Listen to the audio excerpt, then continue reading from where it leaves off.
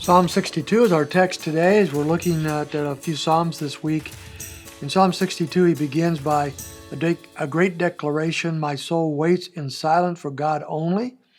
From him is my salvation and only is my rock. He only is my rock and my salvation, my stronghold. I will not be greatly shaken. And he basically repeats the same thing down in verses 5 and 6.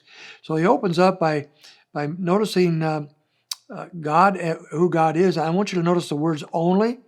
5 times in this psalm, he mentions only. The Lord, my soul waits in silence for the God only. He only, verse 2, is my rock.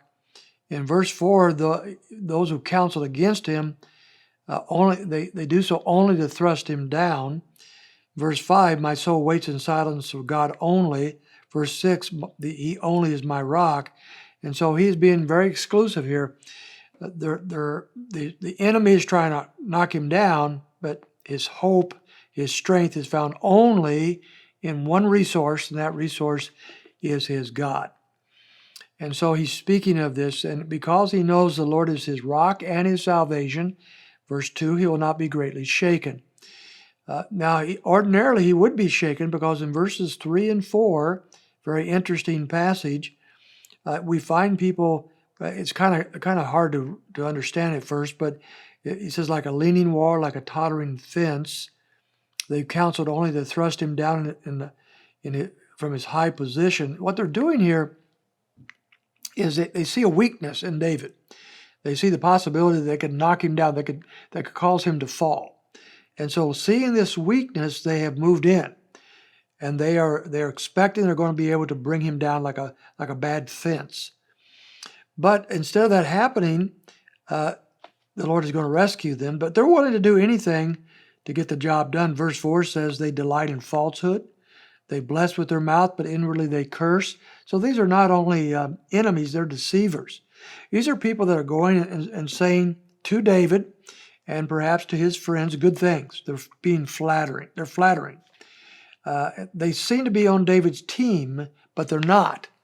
And those are the most dangerous of all enemies, people that actually say the right things, who seem to be supportive, who seem to love you and care for you, but in reality, their heart is against you.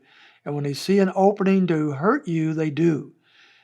What a horrible situation to be in. Unfortunately, most of us have known times like that and people like that. But David is not shaken by these kinds of people, and he's not going to fall over like a bad fence, only because, verse 5, he's waiting in silence for God. He's not complaining, so to speak. He's not belly aching. He is waiting in silence for God, and his hope is in him. That's why David is not shaken. Otherwise, he would be, because God only is his rock. And verse 7, he says, on God my salvation and my glory rests.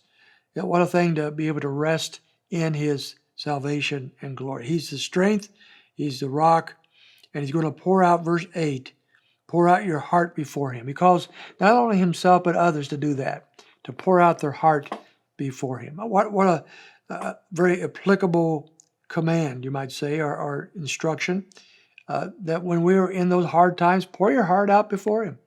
He only is our rock. He only is our salvation. We will not be shaken when we pour out our hearts before him.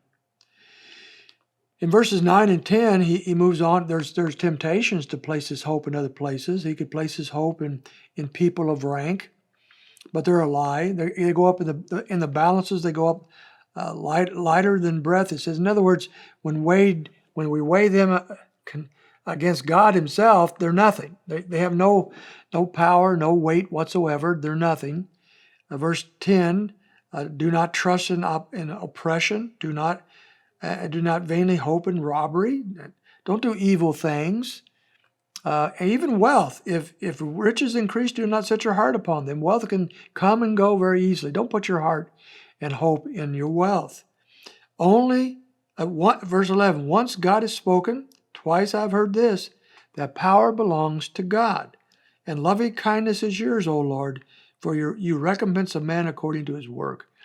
Our hope rests not in ourselves, not in these other people or means or even wealth, verses 9 and 10, it belongs totally and completely in God. So he is our hope. And that's what Psalm 62 takes us to.